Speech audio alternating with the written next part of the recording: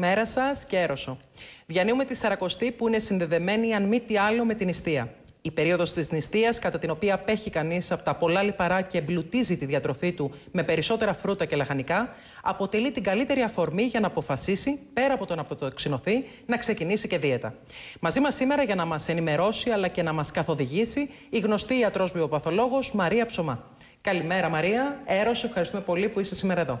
Καλημέρα Ελένα μου, Έρωσο, ευχαριστώ πάρα πολύ για την πρόσκληση. Ποιες είναι οι κύριες τροφές που είναι καλό να επιλέγουμε κατά την νηστεία, Μαρία? Λοιπόν, θέλει πολλά λαχανικά, θέλει φρούτα, ξηρούς καρπούς και να πάρουμε πρωτεΐνη κυρίως από τα θαλασσινά και από τυρί σόγιας. Η νηστεία είναι μια πολύ καλή περίοδος αποτοξίνωσης, αλλά ενέχει κινδύνους στο να βάλουμε κιλά. Γιατί τρώμε πολλά ψωμιά και ζυμαρικά και πατάτες, γιατί δεν ξέρουν από εναλλακτικές λύσεις. Είναι πολύ σημαντικό. Κατά την νηστεία καταναλώνουμε λιγότερα λιπαρά. Έχουμε τη δυνατότητα να τρώμε μικρότερα γεύματα μέσα στην ημέρα? Σαφώς και έχουμε τη δυνατότητα να τρώμε μικρότερα γεύματα. Τα σνακ μπορούμε να έχουμε διάμεσα το φρούτο με ξηρούς καρπούς, τα οποία είναι και τα δύο νηστίσιμα. Να έχουμε κάποιο κριτσίνι με τυρί σόγιας. Είναι μικρά σνακ που μπορούμε να τα έχουμε διάμεσα των κυρίως γευμάτων μας. Εγκυμονή κινδύνους. Τι πρέπει να προσέχουμε κατά την περίοδο της νηστείας? Εγκυμονή κινδύνους, γι' αυτό και σε κοπέλες με σιδηροπενική ανεμία δεν τη συνιστώ τη 40ήμερη να κάνουν νηστεία, 40 μέρες, διότι δεν παίρνουν σίδηρο από τη διατροφή τους. Δεν τρώνε κόκκινο κρέας, το οποίο είναι η καλύτερη μορφή σιδήρου. Μπορούν να πάρουν σίδηρο από τα θαλασσινά, αλλά δεν είναι εισάξιο με το σίδηρο από το κόκκινο κρέας. Επίσης, το ασβέστιο, επειδή περιορίζουμε τα γαλακτοκομικά, δεν παίρνουμε αρκετό ασβέστιο. Οπότε, οι γυναίκες που έχουν οστεοπόρωση είναι καλό να τρώνε αμύγδαλα, μπρόκολο και σουσάμι ή ταχίνι, τα οποία αυτά έχουν μέσα ασβέστιο. Ποιος ο ρόλος των συμπληρωμάτων διατροφής και του κολαγόνου στην ενίσχυση του οργανισμού κατά την περίοδο της Σαρακοστής? Βοηθάει πάρα πολύ, γιατί βοηθάει πάρα πολύ και στο δέρμα και στα νύχια και στις αρθρώσεις, αποδεδειγμένα πλέον με ιατρικές έρευνες. Οπότε, καλό είναι να το χρησιμοποιούμε κατά τη διάρκεια της νηστείας. Πέρα από την απώλεια βάρους, ποια ωφέλη μπορεί να έχει για τον οργανισμό μας η νηστεία?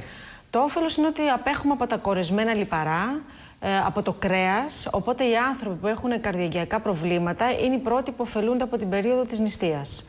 Μπορούμε να τρώμε καλό λίπος, παίρνουμε το ελαιόλαδο. Προσοχή στο ελαιόλαδο, γιατί βάζουν πολύ ελαιόλαδο, το οποίο έχει θερμίδες.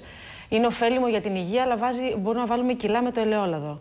Και έχουμε τους ξηρούς καρπούς, που είναι άλλη μορφή καλού λίπους. Οπότε δεν έχουμε τα κακά λιπαρά, τα κορεσμένα, αλλά μπορούμε να έχουμε τα καλά λιπαρά μέσα στην νηστεία. Πολλοί στην πραγματικότητα δεν θέλουμε, έτσι, ή δεν έχουμε τη θέληση να αντισταθούμε στους πειρασμούς. Πώς μπορούμε να ενδυναμώσουμε τη θέληση αυτή? Μπορούμε να την ενδυναμώσουμε με τα 5 γεύματα κατά τη διάρκεια της ημέρας, οπότε δεν παθαίνουμε υπογλυκαιμίες.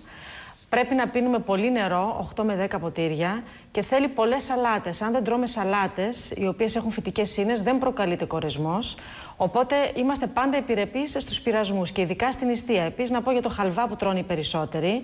Μόνο 2 σπιρτόκουτα χαλβά είναι γύρω στις 500 θερμίδες. Οπότε αντιλαμβάνεστε, θέλει μεγάλη προσοχή. Και να σε έχουμε και συνέχεια στο Έρωσο, έτσι, να μας τα λες. Σαφώς, με μεγάλη μου χαρά να έρχομαι. Να κλείσουμε με ένα αισιόδοξο μήνυμα για τους τηλεθεατές μας, Μαρία. Το αισιόδοξο μήνυμα είναι ότι μπαίνει η άνοιξη με την περίοδο της νηστείας και πρέπει να χαλαρώσουμε όλοι, γιατί με την εποχή της κρίσης και με όλο αυτόν τον καταιγισμό μετά τις εκλογές, με τη διατροφή μπορούμε να στηρίξουμε όλο τον οργανισμό μας και να είμαστε ήρεμοι και όλα θα γίνουν. Σωστό. Ωραίο μήνυμα. Έρωσο, ευχαριστώ πολύ. Εξαιρετική χαρά και τιμή, Μαρία. Έρωσο, Ελένα μου, σας ευχαριστώ πάρα πολύ για την τιμή. Κυρίες και κύριοι, η σωστή διατροφή και η απώλεια βάρους κατά τη διάρκεια της Σαρακοστής είναι ζήτημα απόφασης αλλά και θέλησης. Αδράξτε την ευκαιρία με την βοήθεια αλλά και την καθοδήγηση των ειδικών. Θα είμαστε και πάλι μαζί στο γνωστό μας ραντεβού κάθε Πέμπτη και Παρασκευή στις 12 παρατέταρτο, πάντα από τη τηλεοπτική συχνότητα του Sky.